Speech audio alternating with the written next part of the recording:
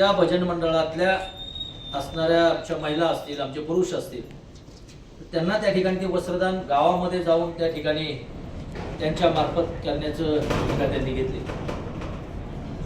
आणि मग मधल्या काळामध्ये ते साहित्य आपल्या गावामध्ये पोहोचलं. पण खरं तर जावळे साहेब, आंबेर साहेब असतील, जाले असतील, उपसरपंच गवारी भाऊसाहेब, साऱ्या मंडळींनी मधल्या काळामध्ये सांगितलं की भजन मंडळ तर आमच्याकडे 2 आहेत. हा 2 अगोदर सांगितलं, 4 आणि त्याच्यात भजन मंडळ झाली. पण आमच्याकडे महिला सुद्धा लेझिम पथक खूप चांगली आहे.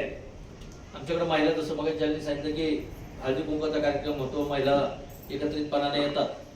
आणि मग वारकरी संप्रदायाचा सत्कार बेनके कुटुंबाने केला.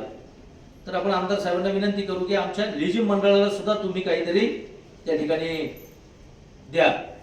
आणि मग सगळ्यांनी सांगितलं की लेझिम पथकातल्या आमच्या महिलांना वारकऱ्यांना जशा आपण साड्या देतो तशाच साड्या त्या ठिकाणी द्या. आमदार साहेबांनी यादी यांच्याकडून मागितली आणि ते लगेच देण्याची व्यवस्था केली. मध्येच कार्यक्रम आपल्याला त्या ठिकाणी घ्यायचा होता, पण दुर्दैवाने हाही प्रसंग घडला आणि मग हा कार्यक्रम तसा लांबला. आणि मग यांनी सांगितलं की मग दशहऱ्याच्या दिवशी तुम्ही आले की आपण तो कार्यक्रम घेऊ. मग बेनके कुटुंबियांच्या वतीने आपल्या सगळ्यांना या ठिकाणी वारकरी संप्रदायाला, भजन मंडळ असेल, आपलं लेझिम पथक असेल, त्या सगळ्यांना त्या ठिकाणी वस्त्रदान करण्यात येणार. आणि या ठिकाणी येत असताना अनेक गोष्टींचा उहापोह देखील झाला होतो. विकास कामांचा विषय असेल, बेनके कुटुंबाने आपल्या तालुक्यामध्ये आपण त्यांना आमदार केल्याच्या नंतर त्यांचं सुद्धा आपल्या प्रती काय दायित्व आहे ते सुद्धा वेळोवेळी त्यांनी त्या ठिकाणी सिद्ध केलेलं आहे. आणि हिवऱ्याचा विषय घेतला तर लोकसंख्या आणि विकास कामाचा विचार केला तर खूप मोठा निधी या पठारावरच्या गावाला सुद्धा अतुल शेठ आमदार झाल्याच्या नंतर आला. तो 10 लाख रुपयाचा नाही, 1 कोटी रुपयाचा रस्ता आहे, वर्सुबाईचा मोंडूर खडकाचा रस्ता. कारण तो पहिल्याच वर्षी आपल्या सगळ्या ग्रामस्थांची मागणी होती की वर्सुबाईला.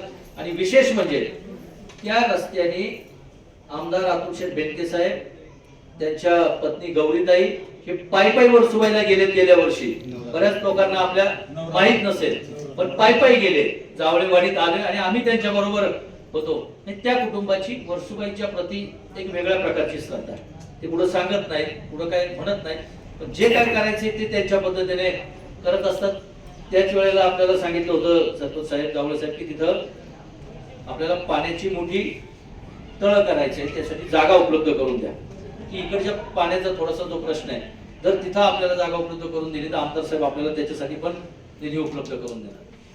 मगाशी आपण इथं आल्यावर आमचे गौरी साहेब म्हणले की आता आमचं ग्रामपंचायत कार्यालय बारीक पडतंय, पण हे अगोदरच सांगितलं, त्याच्यामुळे पाठीमागे नवीन सुद्धा जे कार्यालय चाललंय त्याला सुद्धा 15 लाख रुपयाचा निधी आमदार साहेबांनी उपलब्ध करून दिला.